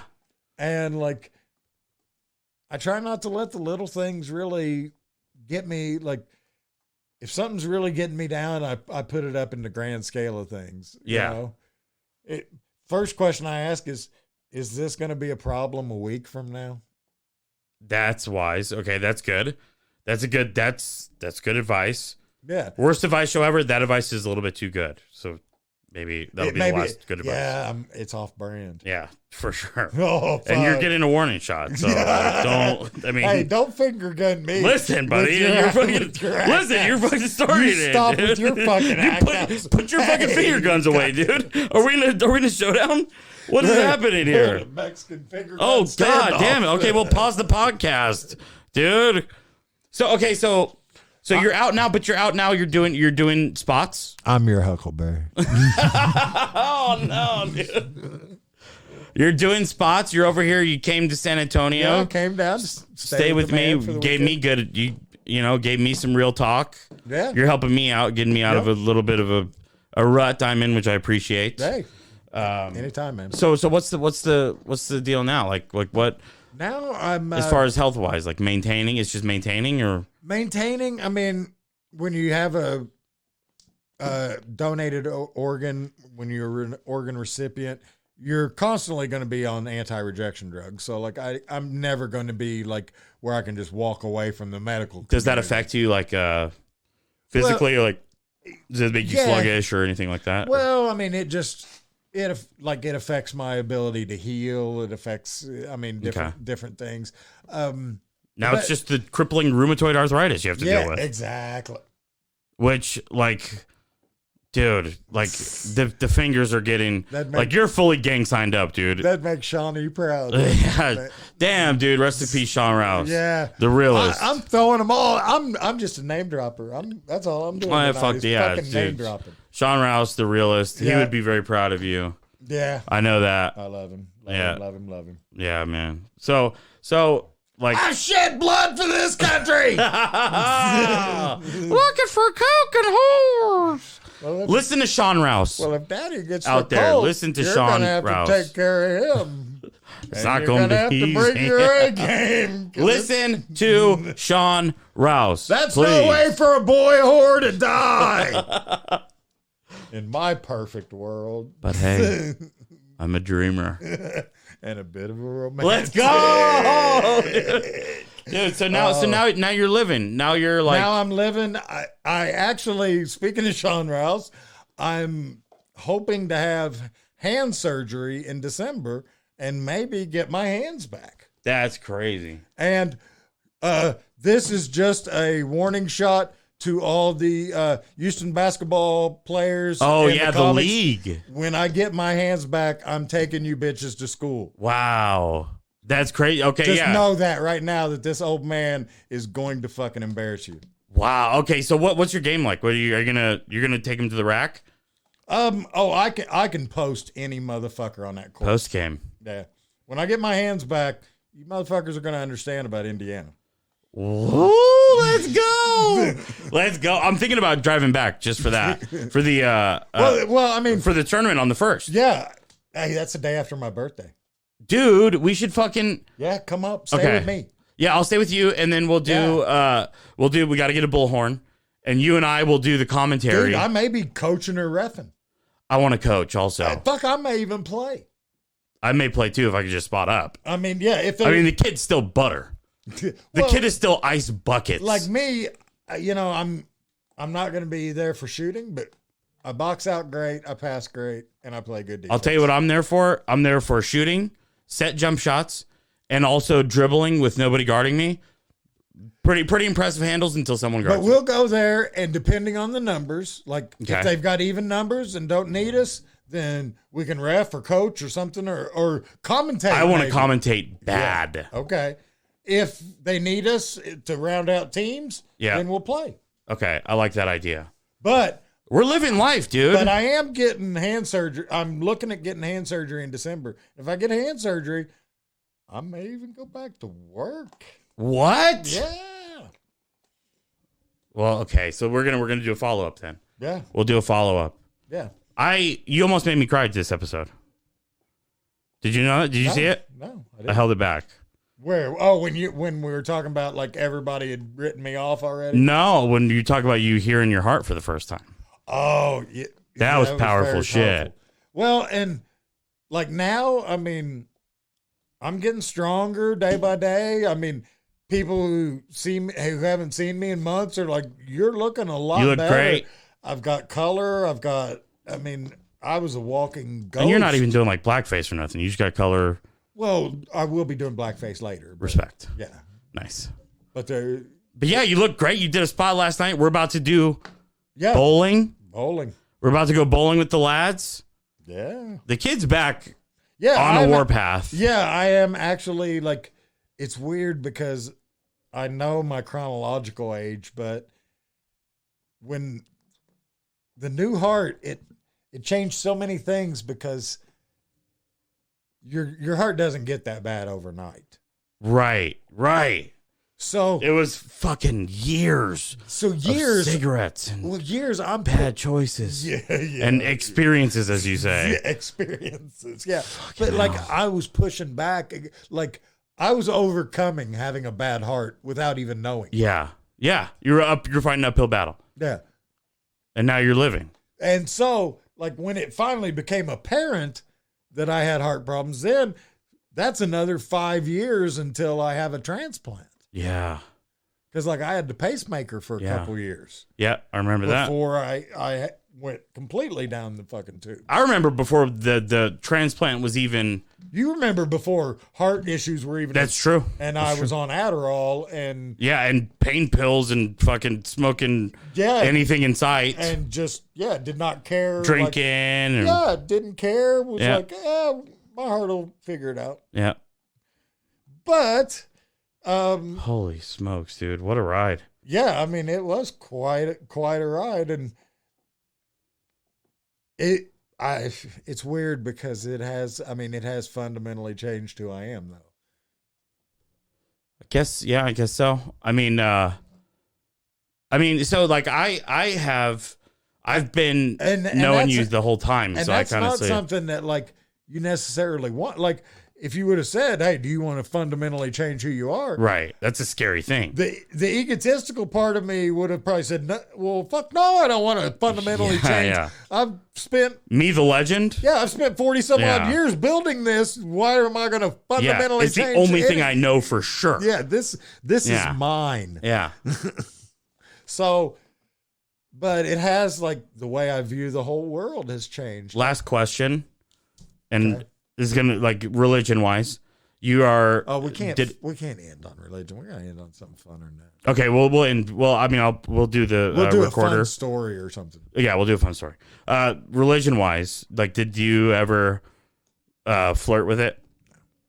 I respect that. No, and see, and I don't make it. I was just genuinely curious. But I actually had that conversation with myself when I was laying next to the road after I hit the deer on the motorcycle. Jesus, no, this is good. Let's end on this one. Okay, yeah.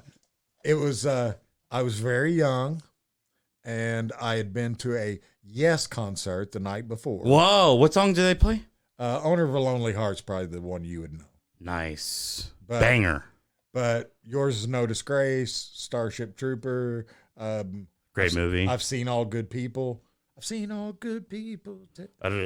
on board, okay. though. Well, never mind. They're a great band. Okay. And that was in my younger days. Partying? Yeah, I think all of us had done like 3 hits of LSD. That's each? Yeah. That was concert. You trying to play it cool, acting like there's not a lot of LSD. Well, but this was the next night. Oh, okay. I was going to be in a friend's wedding. Oh, my God. And this friend... You must have been young to be able to put back-to-back like that. Oh, yeah, yeah. That's a young guy. The concert was in Indianapolis. Yeah. And then my friend was 2 hours away in, like, my hometown area, which is, English Maringo. You remember when you were young enough, the only problem was, is there physically enough time to get from place to place? Yeah. It's not like I'm going to be, like, horribly hungover and, like, a mess. Yeah. Oh, and I was riding a motorcycle. Oh, my God. So, like, I rode a motorcycle from Evansville to Indianapolis, which is like... I know that drive. Yeah, it's like 4 hours. That drive is a nightmare, Chris. Oh, dude, I've rode that on a motorcycle. It's literally quicker to go to Nashville. I know, because I checked the timestamps, dude. Oh, yeah. Wow. And that was before they had 69, so you actually had to go to Terre Haute and over. Ugh. But anyway, with the Indiana geography. Yeah. So anyway, I came, and my friend... it was me and him and another close friend of ours, a guy that I'd went kindergarten through 12th grade school with. Yeah. And he just wanted to have a quiet night at home, just the three of us reminiscing, because we were like 21, didn't get a chance to get together that often. Yeah. So we just got together, and on the way home, I hit this deer. And it's funny. It just like ran out. Yeah. No time to react. Well, the funny thing was, I ran into my friend in Marengo on my way home. Okay. And he was like, let's do some more acid. And I'm like, no way, like, no buddy, how. Can you pump the brakes? Yeah. After last night, this was a guy who wasn't at the concert with me the night before. Oh, okay. Obviously. Yeah. And I was like, no, dude, I'm cooked. I'm cooked. Yeah, I'm good. So on my way to my mother's house, I'm coming down this hill about 70 miles an hour. And that's fast. Yeah, a deer jumps out in front of me, and my headlight hits that deer square in the rib cage. I mean, I couldn't have hit it harder. I mean, that's 50 points at least. If I tried, just like, yeah. Wow. And I can still remember like milliseconds, because that was the first time I'd ever like faced death. Yeah. As an adult, and knew the fucking repercussions. You wearing a helmet or no? No, I'm a rabid anti-helmet guy. Also anti-seatbelt guy. Yeah, anti-seatbelt guy too. Respect. Seatbelts out. Well, helmets. Oh, sorry. Yeah. Yeah, helmets are just Can we cut that part out? Yeah, whatever. Okay. But anyway, I hit this deer, and actually, come to find out, I hit 2 deer. What? Yeah, I didn't even notice the second one. But they were like side by side. Yeah. Oh wow. But and this is going to be a lot of act outs, so you just okay. Good. Yeah. We're going to end on a high. Nice. Okay. Good. So like I hit the deer like this. My bike slides sideways. Okay. And it is skidding down the road like a power slide with a skateboard. Yeah, I am perpendicular to the road that I'm sliding down. And are you on the road, or are you still like, is the bike still skidding? Like standing up? The bike is skidding, standing up. Okay, yeah. I am sitting on the bike looking at the side of the road. Jesus. And I remember this thought passing through my head. I remember thinking, and I was 21 at the time. Yeah. So this is 21-year-old egotism. I remember thinking, I'm going to whip this motherfucker around and Evel Knievel it back onto the fucking road. You thought you were going to drive away? Yeah. You thought you were going to drive away, did you, Chris? Yeah, I did. Oh, my God. Because I was still upright on my bike. Yeah. So you had that hope. Yeah, because, I mean, I'm pretty experienced. Yeah. I mean, I got my first motorcycle when I was 16 years old. Like, when I started driving a car, 1 month later, I started driving a street. First gun at what, 11? What'd you say? Yeah, 10 or 11. First gun at 10 or 11. First motorcycle at 16. Yeah. Jesus. Yeah. First motorcycle wreck at 16. Oh, wow. So first motorcycle. Yeah, road rash. peeled all the skin off my left arm at 16. Actually, that might be a near death too, because I flipped a motorcycle. I got ran off the road and So flipped. what happened? You're going inside. You're power sliding. Power sliding, and You're Tokyo drifting. And yes, and I have the thought, I'm gonna Evel Knievel this motherfucker, and I'm gonna drive away, and I'm gonna be the baddest motherfucker ever. And I'm gonna beat the fuck out of this deer. Well, no, I'm gonna have the king of all motorcycle stories. Yeah. Which I kind of do anyway. Yeah. but that one nobody would have believed. But I looked down, and my front fork is dangling in the wind. Oh, there's no wheel anymore. Well, one fork is attached to the wheel. One fork is not attached to the wheel, and the front wheel's just spinning. Oh, nerds. Yeah. Oh. And right when I noticed that, the bike laid down on my leg. Damn. And the bike rode my leg for, I don't know, probably about 50, 75 yards. Jesus Christ. And that's what that scar, golly, and that scar is from. Gnarly. Yeah. It was a Sebastian Janikowski field goal length. Yeah. Is how long you. Then the fork jammed into the asphalt, flipped the Oh, bike, no. Like a pole vault. and I come off and slide on my face and my hands for about another 30, 40 yards. What a silly goose. Why'd you do that, Chris? Well, because when you're coming down on your face, you try to protect it with Oh, your yeah. fucking hands. It's like, oh, no, my fucking face. So, okay, so then, and also the scary part too is you're now just you're laying on the highway. I'm laying on the side of the highway. Was it dark? Yeah, it was like 3 a.m. You know what's crazy? I hit a possum in Indiana as soon as I got there, so I know how quickly that can happen. So anyway, I'm in between English and Marengo, Indiana. Like, there's not going to be a car pass. Really? At 2 or 3 in the morning. Oh, and there's no cell phone. No. Oh, this is 92. Whoa. This is way before cell phones. Yeah. So like, I'm laying there, and this was a pivotal moment in my young life, because I was laying there, and the bottom of this pant leg was just shredded and saturated with blood. Yeah. Just like, I knew below my knee on my right leg was bad. It's probably bone. Bad. Yeah. Bad. And my hands were asphalt and tendon. Damn. Like, I could actually look inside and see. You're like, oh, that's how my body works. That's how. So that's what the health. Yeah, that's wild shit. Were. Yeah. So I see that, and then as I see that, blood starts dripping into my eye. Oh, motherfucker. And I'm just like, and I mean, I literally had like a 2-3 minute come to Jesus. Yeah. Because, my whole life I've been an atheist, and I was like, okay, am I going to be like Sartre and on my deathbed say, oh, I was just kidding. I believe in God. Yeah.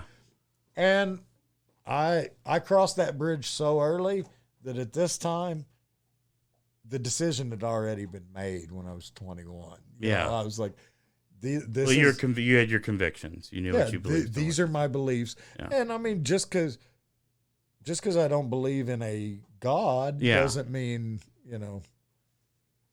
what most people think it means. Sure. I mean, sure. It doesn't mean I'm like God, a heathen or anything. I mean, I try to be as kind to my fellow man as possible. Yes, you do a very good job of it. But the weird thing was I laid there, and I made the decision. I was like, okay, in my mind, I was dead. Yeah. I was dead, because I'm laying beside the road, and everywhere I see skin, blood's coming Also, out. can I ask you a question? Is the deer that you hit? Yeah. Can you still are they making like deer noises? Like, are they like that was they just instantly just didn't make it far. Wow. Yeah, I mean, cool. You have a motorcycle hit you in the rib cage at 70 miles an hour. Yeah, probably not going to be saying a lot after. Yeah. Not a good post-game interview. Yeah, I think the rib cage is probably going to see a little bit of damage. Damn. So even at that moment, you're just like, nah, probably nothing. And I mean, I made my peace with death. Like that, I was like, okay, if this is what Same thing I had like in my late 40s. I've lived my life to the best of my ability. There's no reason to regret. I mean, yeah, there's choices that could have been different, but I still am pretty happy with the outcome. Damn, you made your peace with death. So now you're about to live the fuck out of life, dude. Yeah. So then I walk about 1/8 of a mile to a house to get help. Whoa. Yeah. I'm sure they were like, what the fuck? Yeah. The EMTs told my mom, they were like, your son's leg was hamburger. That was just pure adrenaline, him walking up the hill, because there was nothing in his right leg that was going to support his weight. That was just him. Jesus. They were like, your son's a very, very tough individual. That was more than we could expect out of him. But I get to the house. Wolverine, dude. Well, I get to the house and I knock on the door, and the guy opens the little curtains on the front door, and he flips the light on, and I'm standing there. And at the time I had like shoulder length hair and everything. Yeah. And he's like, what do you need? What do you need? And I'm like, I've had a motorcycle accident. And he's like, is anybody hurt? And I just leaned my head up like this. And he goes, I'll be right back, and closes the curtains. Yeah. And I'm like, I've never felt so alone in the universe in my life than standing on that man's doorstep. Just like I am in your hands right now, guy. I just walked up from my deathbed up here to get help, and you've abandoned me. Damn. I might die right here. But he came back, right? Obviously. No, 45 seconds later, he opens the door, and him and his wife are there. There's a kitchen chair like 5 feet inside the door with towels all around it. Oh, they were like, don't watch the. And he said, Chris, we've called your mother. And as soon as he said, we've called your mother, I heard the ambulance in the background. Oh, wow. And he's like, she's going to meet you at Paoli. So now, from our prior conversation, we know that Paoli is a nothing hospital. Yeah. Yeah. Well, I get there, and my mom thought it was like my first motorcycle accident where they were just going to have to peel some. Well, they bring me in on a stretcher and neck brace, backboard, the whole thing. That, like, the look on my mother's face. Oh, no. Oh, it was brutal. But they take me in the emergency room and they say, we don't have an x-ray technician on duty right now. They're on call. Damn it, Paoli. So we're going to have to call them in to x-ray your neck. So we can't give you any IV pain medication until we're sure your neck's not broken. And I'm trying to rip the neck brace off and like do this shit. Yeah, like, I'll test it or I'll tell you right now, guy. Fine. My neck's fine. Yeah, look, see, somebody give me something. It was over 3 hours on that emergency room table. Damn, no. All they could give me was local anesthetic on my hands. I went into shock. I think it was 2 times from the pain. Just from the pain alone, not from blood loss or anything. Just from hitting the very maximum of your pain your threshold. Brain just being like, what are we doing, just go guys? fucking black. Yeah. And it's like, no, not gonna do this anymore. So then, like, they take the x-ray, the doctor comes in, and on my shin, it looks like a half a grapefruit on the front of my shin. Shout out Justin Byers. It's like a big, Sorry, that idiot. It's a big dome on the front. And he sticks his finger down in the dome, pulls it out and says, we can't help you. We're going to have to send you to Clark County. You're like, what, this whole time? Oh, you mean the real hospital? Yeah. You mean where I should have gone all along? Yeah. Holy fuck, dude. Chris Riddle Unbreakable. The invincible, the unbreakable. Now, what do you say? Let's go. You want to go bowling? Yeah. Dude. Actually, bowling is how my rheumatoid started. I went bowling and my knee swelled up and everybody made fun of me because I was old. And then like 4 weeks later, my foot blew up and my ankle blew up and they all had to eat their fucking words. Joke's on you guys. I have a horrible problem now. Yeah, I have a lifelong pain. Are we still good to go? Do you still want to go? Fuck yeah. All right, let's do it. We're Living living life. buddy. Living I love life. you. Thanks for coming on. Great app. Thanks for having me, man. Pete, we'll do a follow up too about the hands. Oh yeah. All right. Peace.